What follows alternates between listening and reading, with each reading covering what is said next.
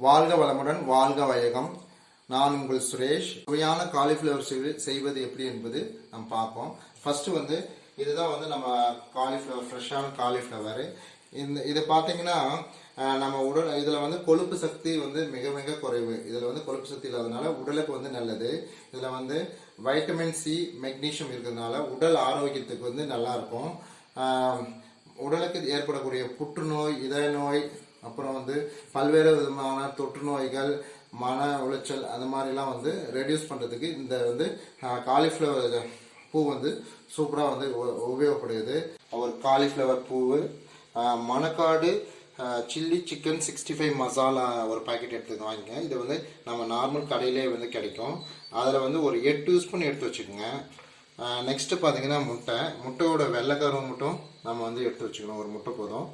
அதுக்கப்புறம் பார்த்தீங்கன்னா பூண்டு, இஞ்சி பூண்டு பேஸ்ட்டு 1 ஸ்பூனு, தேவையான அளவுக்கு மஞ்சள் கொஞ்சமாக எடுத்துக்கோங்க, எண்ணெய், அப்புறம் வந்து தேவையான அளவுக்கு உப்பு.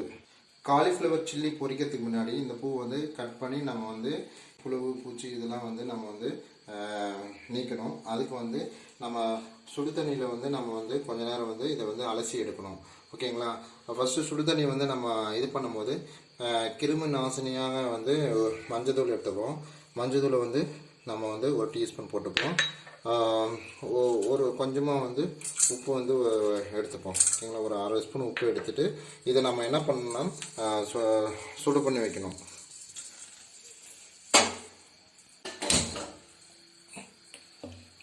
நல்லா வந்து ஆவியாக வர மாதிரி கொதிக்கணும். அது வரைக்கும் நம்ம என்ன பண்ணலாம்னா நம்ம வந்து காலிஃப்ளவர் பூ வந்து கட் பண்ணிடலாம்.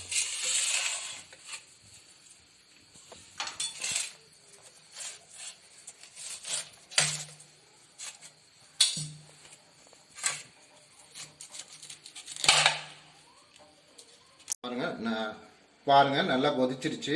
இதை நம்ம வந்து ஸ்டவ் ஆஃப் பண்ணிட்டு நம்ம இதை அப்படியே எடுக்கணும். எடுத்து நம்ம வந்து இங்கே வச்சுட்டு இந்த பாருங்கள் கட் பண்ணி வச்சுருக்க சின்ன சின்னதாக கட் பண்ணியிருக்க காலிஃப்ளவர் வந்து உள்ளே போட்டு அலசி எடுக்கணும். இந்த மாதிரி தான் நம்ம வந்து உள்ளே போட்டு அந்த நல்லா அலசி எடுக்கணும். ஓகேங்களா? இந்த மாதிரி அலசி எடுக்கும்போது உள்ளே இருக்கிற கிருமி வந்து மற்ற இதெல்லாம் வந்து நீக்கிறோம். ஏன்னா வந்து நம்ம இதில் வந்து உப்பு, மஞ்சள் போடுறோம். அதெல்லாம் கிருமி நாசினி. இதில் இருக்கிற எல்லா கிருமியும் வந்து செத்துரும். ப்ளஸ் வந்து புழு இருந்தாலும் வெளியே வந்துடும். நம்ம இப்போ என்ன பண்ணலாம்னா ஒரு பவுலில் எடுத்து நம்ம வந்து போட்டுக்கலாம்.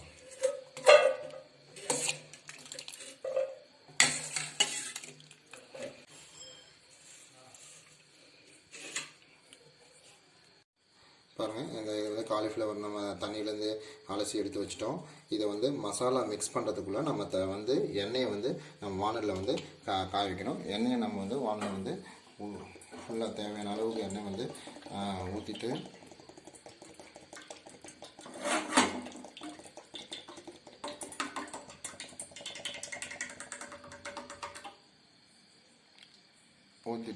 நம்ம வந்து எண்ணெய் வந்து காய வைக்கலாம். இப்போ வந்து நம்ம வந்து மசாலா வந்து எப்படி கலக்கிறதுன்னு பார்ப்போம். ஃபஸ்ட்டு பார்த்திங்கன்னா நம்ம வந்து மணக்காடு சில்லி மசாலா வச்சுருக்கோங்களா, அது வந்து ஃபஸ்ட்டு வந்து இதில் வந்து நம்ம வந்து ஒரு 8-9 ஸ்பூன் வந்து நம்ம வந்து போட்டுக்கணும். அப்புறம் வந்து இஞ்சி பூண்டு பேஸ்ட்டு அதையும் வந்து போட்டுக்கணும். முட்டையோட வெள்ளைக்கரை நம்ம எடுத்து வச்சுருக்கோம். அதையும் வந்து இது மாதிரி ஊற்றிடணும். ஊற்றிட்டு நல்லா வந்து மிக்ஸ் பண்ணணும் கையில். இது வந்து நல்லா மிக்ஸ் பண்ணி நம்ம வந்து கலக்கும்போது நல்லா ஒரு செமி கண்டக்டாக அதே வந்து உங்களுக்கு வந்து இந்த மாதிரி இதாகும். பாருங்கள், நல்லா மிக்ஸ் ஆகிடுச்சு. இதை வந்து நம்ம அப்படியே கூட நம்ம வந்து எண்ணெயில் போடலாம். இல்லைன்னா வந்து நம்ம ஒரு 15 மினிட்ஸ் வந்து ஊற வச்சு கூட நம்ம போடலாம். ஓகேங்களா? நம்ம ஊற வச்சா இன்னும் நல்லா டேஸ்ட்டாக இருக்கும். நம்ம இப்போயே வந்து நம்ம வானலில் போடுற மாதிரி இருக்கும். பார்ப்போம்.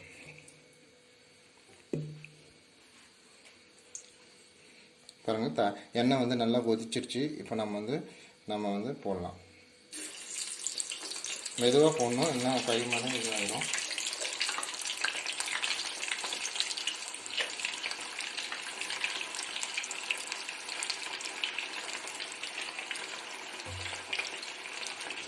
நல்லா வெந்துட்டுருக்கு. நல்லா வேக வைக்கணும்.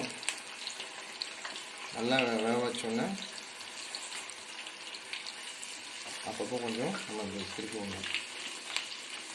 பாருங்கள் நல்லா வெந்துருச்சு. இப்போ நம்ம என்ன பண்ணுறோம்னா இந்த தட்டில் வந்து எடுக்க போகிறோம்.